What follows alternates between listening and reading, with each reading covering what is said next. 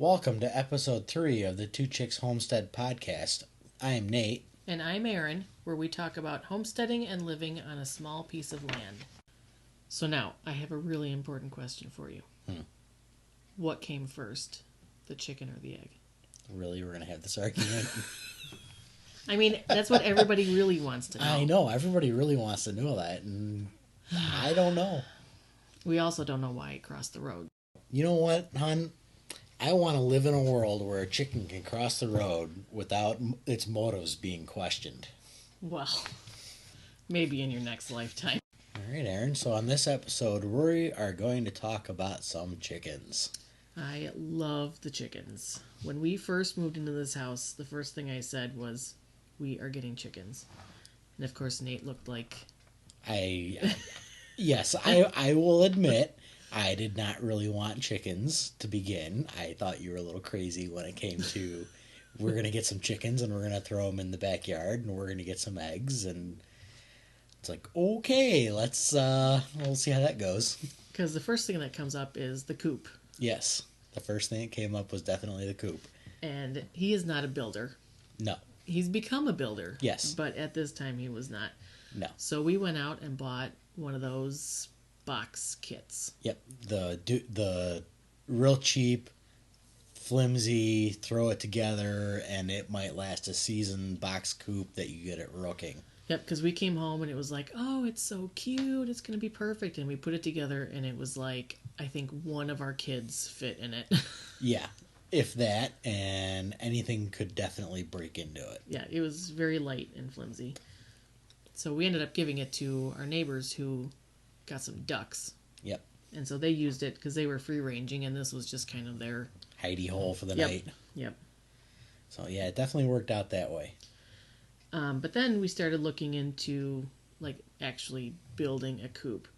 And we found one on Construct 101? Yes, it was website. Construct 101. It's a 4x4 raised coop with a 4x8 run total. Yep. So it's beautiful. It's like the best thing and the first thing that Nate ever built. Yep.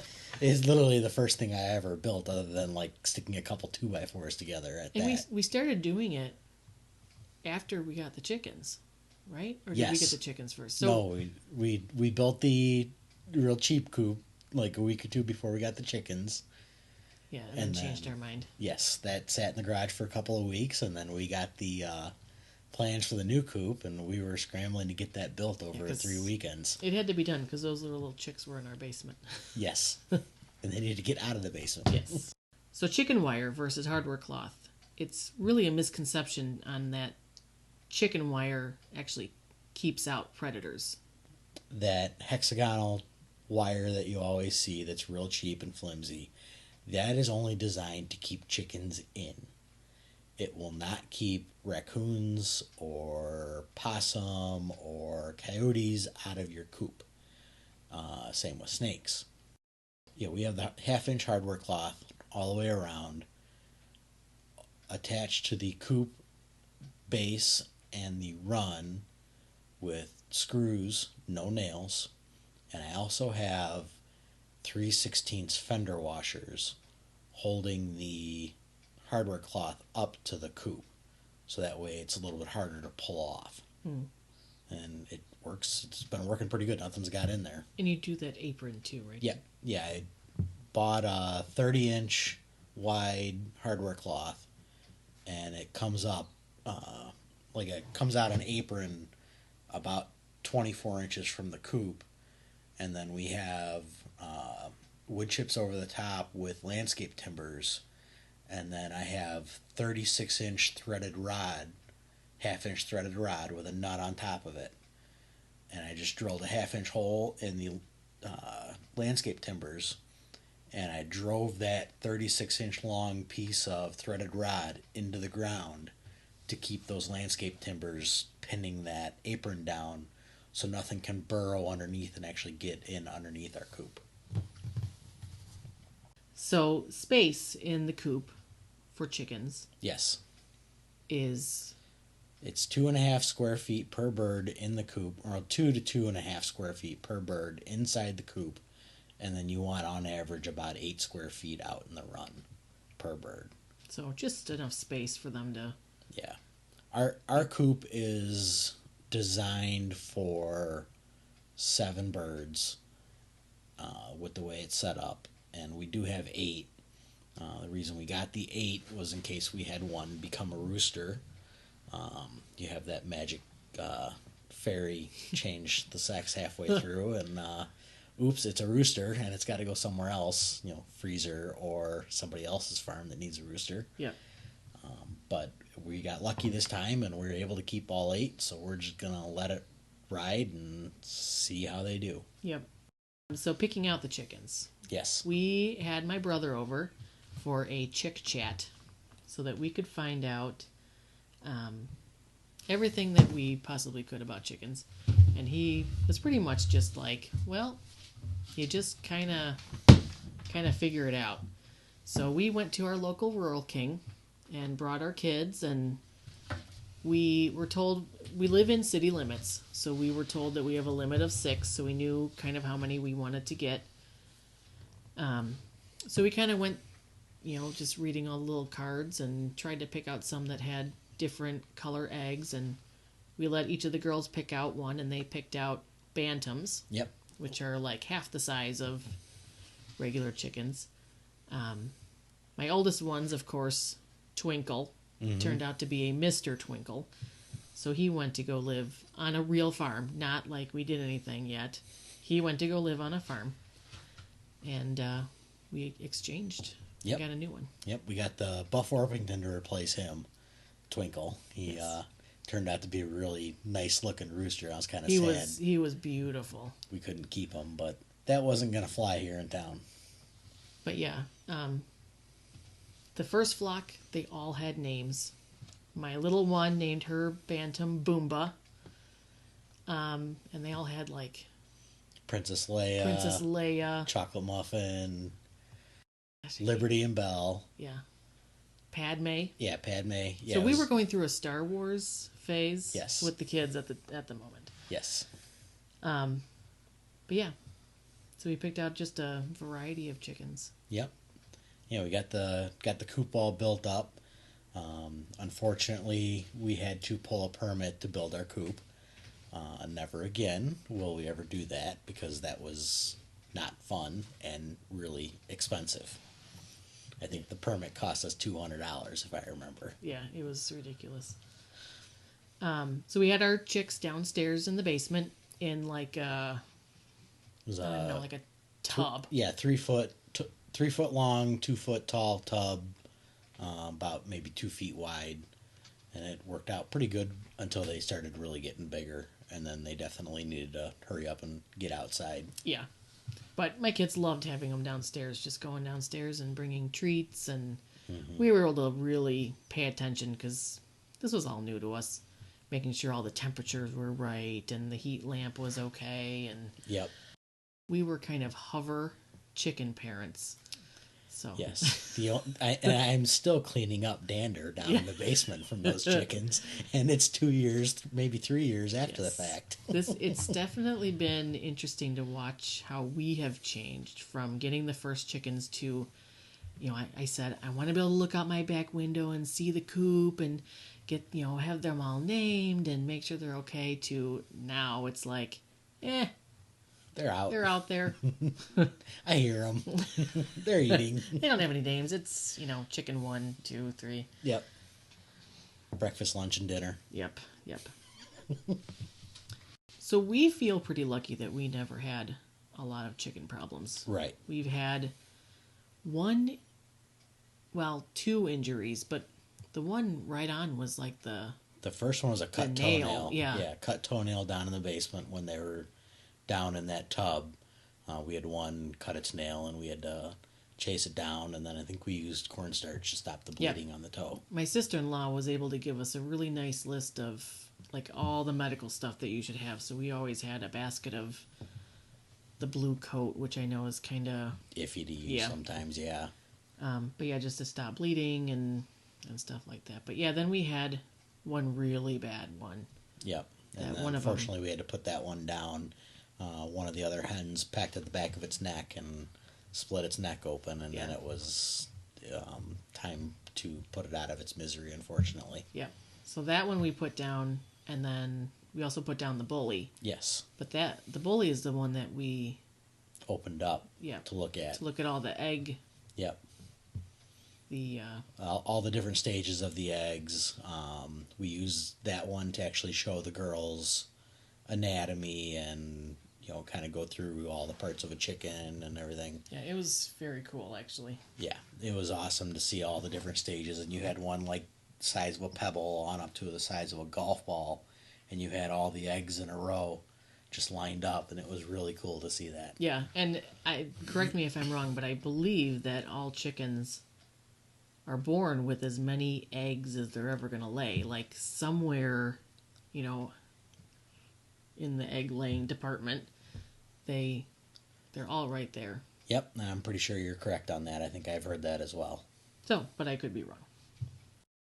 So, food. We, you always start with the chick starter. We have no opinion on medicated or non-medicated. It's really just what we can find. I think usually it is medicated. Yeah, it's usually we get the medicated stuff from Rural King because it's what they have, and Rural King is about 10 minutes from our place. And We're there a lot, so if Yep. it's there, that's what we get. Yep. Which is also the food that we get. It's the Country Road layer feed from Rural King. Right. Yep. And this year we've done a mix of cracked corn and the black oil sunflower seed, and they seem to really like it. Kind of help last longer. Yeah, we used to have the old flock on the Purina Laina with the oyster shells built in, like already in it, and it just got expensive. I mean, it worked really good for keeping their eggshells nice and hard. And I think it was nice to start out with because it was one less thing that we had to remember to do, and now we're out there enough, doing enough that we remember to give them their oyster shell. And oyster shell, and they get whatever broken eggs and even the eggshells that we, that we crack here in the kitchen and make up for breakfast. We throw them in a compost little bin or a little bin for the chickens, and we run that out to them at least once or twice a day. Yep, it depends on what's in there. Yep. And then they're mealworms. Yep, mealworms. Mealworms. girls can walk over there with the entire bag of mealworms and dump it on the ground if they wanted to. Yep. I never thought my kids would be playing with dried worm. Well, it's just not something that you really think about. It's treats for the chickens, and it doesn't really bother them. Yep.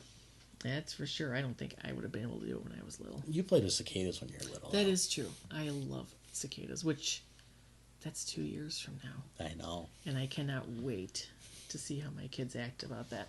Our first flock we ended up getting in March Yes. of that year. Yep. And so they made it out to the outside coop by May. I want to say May, late May maybe. And they don't start laying until like 18 to 20 weeks or something. I think it was closer, 18 to 24 weeks maybe. Okay. I think it depends on the breed. Yeah. So we didn't get eggs for a long time. And then it was, I think, like late August. Yeah, late we August ended up finally got eggs. But then you're going into winter, and they're slowing down. Mm-hmm. And then it never seems to catch up. And so this next time, because we recently switched flocks because they started slowing down. And so we decided to get the new flock in August. Yep. And so they were fall chicks versus the spring chicks. And so they didn't lay all winter because that would be normal because they were young. Yep. And now just last month we started getting them. And so it's been kind of nice to having, a lot of eggs in the winter. Currently we have 8 hens out in the coop, and we are getting on average 6 to 7 eggs a day. Yep. And we were not getting that from the original flock ever. Yeah, ever. Yeah, we would get like 3 out of our 6. So it was always like 50%. But yeah, it's been kind of nice. We know it's not going to last forever, but at least we know we have all summer to stock up and get ready for when, they naturally slow down. Yep, because they're going to do it. There are tricks that you can do to get them to lay a little bit longer. We actually used a rope light on a timer and had it come on 3 hours early out in the coop. So, it would come on 3 hours before the sun would come up, and then we would let them go to bed at night with the sunset. So the light didn't just automatically shut off and they're stuck not on the roost. Right. So yeah, just that, to have it more natural. yeah, so that is a trick you can use if your flock is not laying. You can have a artificial light. We used rope lighting on a timer. It was strung all through the coop and the run itself, and it worked out pretty good. I think we got one or two more eggs on average a day using that. Yeah. So speaking of lights and winter and heat, we do not use a heat lamp. No, you do not need one. You don't want to use one. And I've talked to a lot of people on this. You'll get the people that want to use the heat lamps and want to have it in the coop, and whatever floats your boat. But my theory has always been, if you have a heat lamp in your coop and you for some reason have this huge storm come through and your power goes out and it's 20 degrees below zero, you very well could lose the entire flock in the middle of the night. Yep. And not only that, if you use the red heat bulb, you have the chance of that bulb breaking and starting a fire in the chicken coop. And we have seen that there's at least 3 or 4 times a year we see in the chicken groups that happens. Yep. So the chickens will just get used to. Yep. You don't have them out there unless they've got all their feathers and Right. That's standard, but they get used to just the weather changes. Yep, exactly. And you get the right birds. You look for the hardy winter birds, and you keep them in a dry and draft-free coop, so they're not getting, wind blowing on them. They're not getting snow on them. They're not getting rain on them while they're in the coop. And if they don't want to go out in the run, they can hang out in the coop all day. Mm. That does happen. But you definitely want to keep them out of the wind and keep them dry, and they'll be perfectly fine. Yeah, and still don't put water in the coop because that just brings on moisture. Yeah, moisture and humidity and possible frostbite. Yep. We had ended up wanting to add more, I think. Yes. And we found somebody on Craigslist that had too many. So they were about the same age.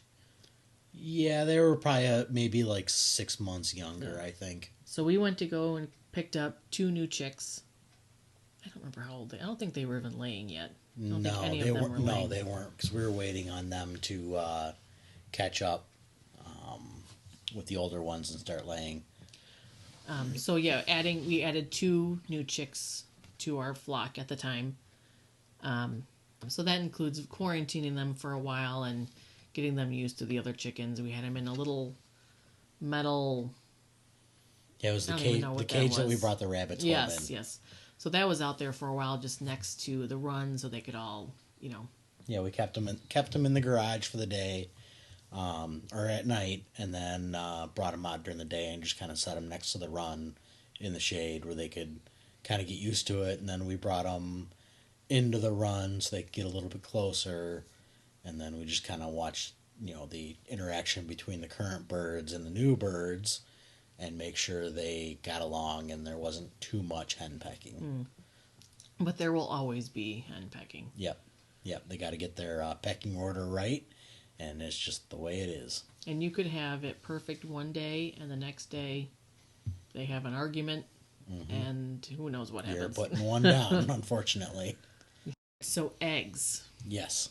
So we are getting a lot of eggs, which is awesome. Yes, we are. We have pretty much our whole counter is full of eggs. I need more. I had to go out and buy more hot sauce because we have so many eggs. And I've gone through a couple different chicken or egg holders. Yep. I had the Skelter, which kind of is like a spiral staircase for eggs. Yep, that thing was pretty cool. It is very cool, but if you need like more than 2, you gotta really watch how they fall down, and then they start to crack because they're falling down and hitting stuff. So you can keep fresh eggs on the counter Yep. for, I believe that They say about a week. 2 weeks. Yeah. But I know that we have some longer. But you can do the water test and make sure. And one tip that I found was that when you're cracking eggs, crack them into a smaller bowl and then pour that bowl into your bigger bowl. Yes. Because we have had one egg that was bad. Yep. And it was beyond disgusting. And had I poured that into the 11 other eggs I already cracked, they all would have been trash. Yep. So as long as they're not washed and not ever been refrigerated, they can stay on the counter safely for A week 2 or two. weeks or so. Yeah, about a week or two is what I hear. Yeah, and then months in the refrigerator. Oh yeah, easily. You got to figure that egg you buy at the store that's already been refrigerated is probably a couple months old. Yeah. So preserving eggs. Yep. We have frozen them. I'll scramble them and freeze them. They do turn out to be a very strange consistency, but they work really good in baking. Like you wouldn't even know that it right. was. I haven't seen it yet because you usually pull them out and I'm Yeah. busy doing something else, and by the time I see it, it's already in cookie form. yes, and cake form. Yeah. and that's really all I really need. Yeah. But this year we might look into water glassing. We Yeah, haven't tried that yet. That would be cool. Have some water glassed eggs and see actually how they turn out. Yeah, I've heard different stories about them. Yep. That'd be kind of fun to try out and see if it actually works. Yes. In addition to having laying chickens, we've also done a flock of meat birds. Yep. Or Cornish cross. Those are the stinkiest. That's like the stinkiest 8 weeks out of the whole year. But it is really cool to watch them go from chick to adult in like 3 hours. Yeah, pretty much. it is. We get the chicks, and we process them literally at 8 weeks. And if you do not process them at 8 weeks, they will either A, break their legs from the amount of weight they've gained, or B, have a heart attack due to the amount of weight they've gained. And I think when we did that batch, I think the average weight of the chicken in 8 weeks was 6.5 pounds. Yeah, they were dressed. Mm-hmm. I think the biggest one was 7.5, and I think the littlest one was like 5. Yeah. Yeah, I mean, it's amazing to put all that in the freezer. Oh, I know. I mean, it took us... How many hours did it take us the first time? It took us about 4 hours to do those 10 birds. Yeah, because it was just the two of us. Yep. I had notes taped to the side of the garage on what steps to do and how to clean them out. And yep, you handled the cleaning them out, and I handled the dispatching. Yep. I built a hanger with some cones on it, and then we also bought a chicken plucker, a homemade chicken plucker, and it is a 55-gallon drum with a washing machine motor on it, and it has the little rubber fingers, and it spins around really quick. And that is the most satisfying thing. You take the bird, you dunk it in the water for, after you've dispatched it, you dunk it in the water for about 30 to 45 seconds. Hot water. So. Yeah, it's got to be 165 degrees for 30 to 45 seconds. Just dunk all the way down below his feet, up and down, swirl it around a little bit. And then you take it out and you throw it in the plucker and you flip the switch on and you spray it with cold water and all the feathers just fly off the bird. It is the most satisfying thing I've ever seen in my life. Yep. And you and the oldest went to go pick that up, and they had a 3-legged raccoon. Yes, right? they had 2 3-legged raccoons at that place. Years later, she still talks about that. Yes, she does. But yeah, I mean, having that plucker, even just doing 10 birds a year is like a lifesaver. Yeah. And there's no way I would want to ever do it again if I had to be out there. Absolutely. Plucking. That's the worst part is plucking a chicken. I'd rather have the automatic plucker. And I think I even told you I'm not doing birds unless we buy a plucker. But yeah, I mean, that was quite the afternoon learning how to do that. Yep. The grandparents showed up kept an eye on the girls for us, and the girls wanted nothing to do with it as usual. Yep. And Aaron and I just got to work, and we figured it out as we went. Yep. As with everything else. Yep. I know we watched a few YouTube videos. Yep. There were graduated several. from YouTube. Yep. YouTube University. Yep. But yeah, we still have, I think we've got 2 left from that. Yep. We'll have to make those pretty soon. Yep. We've got to make room for the next batch that's coming this year. Yep. But yeah, I mean, speaking of kids and chickens, I mean, they were like little when we got them, because it was when we first moved in, and it was really cool to see them, downstairs feeding them little snacks and just watching them grow. And I know they helped build the coop, Yep. a little bit. They helped paint. They helped build a little bit. It was a family affair getting that coop built. Yep. That was the first thing I ever built from the pile of lumber. Yep. And it was a little nerve-wracking here and there. Because, well, you had a timeline, too. Yes, I did. I had 3 weekends to get it done, and that included paint. And we use oil-based barn paint, and you had to get it painted early enough. Yep. And there was a lot of nights during the week I was out there painting stuff. Yep. But yeah, when we got the meat birds, it was a couple years later, so they were, chicken experts by then. Yep. So it was neat to have them be able to be involved in, taking care of them and cleaning the stall, which happened every day near the end, because all they do is eat and poop near the end. The chickens. Yes. And so just to have them know that they helped take care of something that was going to feed us for, over the course of a year and a half, 2 years, was just really cool. I think they kind of liked that responsibility of knowing that they helped. Absolutely. I mean, that was the first thing they did to actually see where food came from. Because we had the rabbits, but we hadn't processed any rabbits yet. And that'll be a future episode how that happened. Yeah, I think with homeschooling, all this stuff just adds up to, life skills. And absolutely. They'll grow up knowing that this isn't just something that, that you just go to the store and buy. Pa, Little House on the Prairie did. It's something that we did growing up. Yeah, our girls are definitely going to understand that their food, where their food comes from either here or the store. So we've been hearing that there's the avian flu going around. We don't really get worked up about it. We don't really free range, so we know that they're safe in their coop, and there's really not much more we can do about it. No, not really. I mean, we're going to keep an eye on it. We're going to keep an eye on the flock. If we do see an issue, we will cross that bridge when we get there. But at this point, I'm not going to worry about it too much. So it really is what it is, and the avian flu is endemic in the United States, and it's here to stay. It seems to always come, though, when it's almost chick time. Yes, that does make sense. It is getting to be some, spring, and everybody's going to start getting their chicks here pretty soon. So, yeah, that makes a lot of sense.